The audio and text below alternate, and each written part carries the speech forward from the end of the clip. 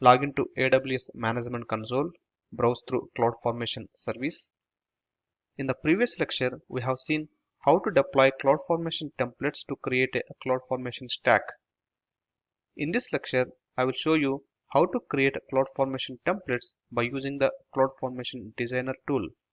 Hence, click on Designer. If we would like to create AWS Architect diagrams and creating a CloudFormation template, we can just drag the resources from the resources pane and defining the logical relationship between these resources. Let's say if I would like to deploy a simple EC2 instance within the VPC, go ahead and choose the resource type from the EC2. Click on EC2, scroll down, look for VPC resource, drag the VPC resource. Then let me choose the subnet resource, drag the subnet resource as well. Then I would like to choose the internet gateway. Let me choose internet gateway resource and drag the internet gateway resource to the VPC. Then let me go ahead and deploy EC2 instance. Drag the instance resource and put it into the subnet. If the instance would require the Elastic IP, then choose the Elastic IP resource from the list. Drag the Elastic IP as well and deploy it into the specific VPC. Currently, EC2 instance and Elastic IP resources are mentioned, but we need to have the logical relationship stating that the Elastic IP must be associated to the EC2 instance.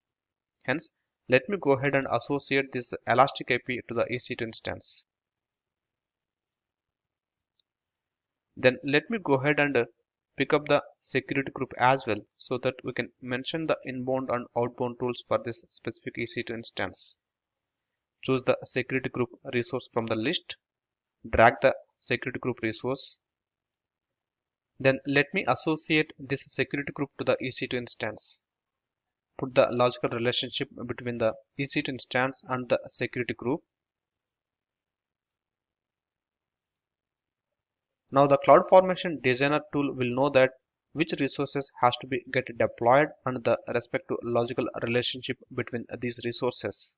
This is a simple architect diagram deploying the EC2 instance into the VPC. You can choose the wide range of resource types available in the resource pane and accordingly drag the resources and put the logical relationship so that the architect diagram will be ready. Once the design is completed, we can click on download the diagram so that this architect diagram will be downloaded as an image. We can see the image which is just downloaded, which will be showing as an architect diagram defining what resources will be get deployed into the AWS cloud and the logical relationship between these resources. Let me go back to CloudFormation. When we drag the resources and defining the logical relationship between these resources, we can see that the template has been created automatically for you. This CloudFormation template will be defining which resources will be get created in the AWS cloud under the resources section. We can see that it has been defined that the VPC has to be created, then the subnet has to be created, then the internet gateway has to be created, and we can see that the EC2 instance has to be created, and this EC2 instance must be deployed into the specified subnet with the specified security group association. We can also see the logical relationship between the Elastic IP and the EC2 instance. We can see the CloudFormation template mentioning that the Elastic IP has to be created and the Elastic IP must be associated with the specific instance. Then it is mentioning that the security group must be get created. By default, the CloudFormation template has been created for you in a JSON syntax.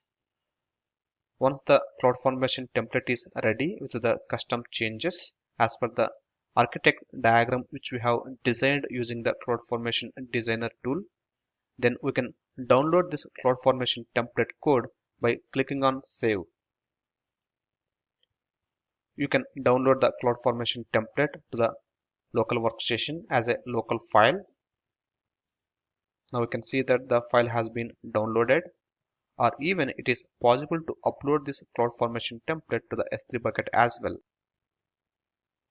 If I would like to upload this CloudFormation template to the S3 bucket, let me provide the file name, then click on save. Now we can see that the template has been successfully uploaded to the S3 bucket. Click on OK.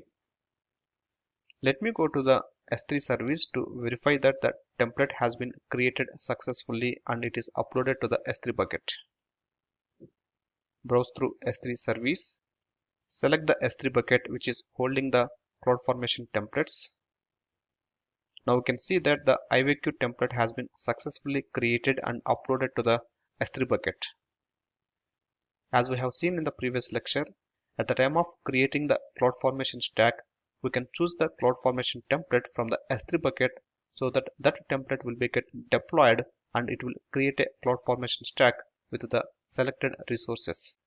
This is explaining how to use CloudFormation Designer tool to create AWS Architect diagrams and creating a CloudFormation templates. If need be, we can always tweak the CloudFormation template and mention the parameters and mapping sections as needed. That's it for this lecture. I will see you in the next lecture. Thank you.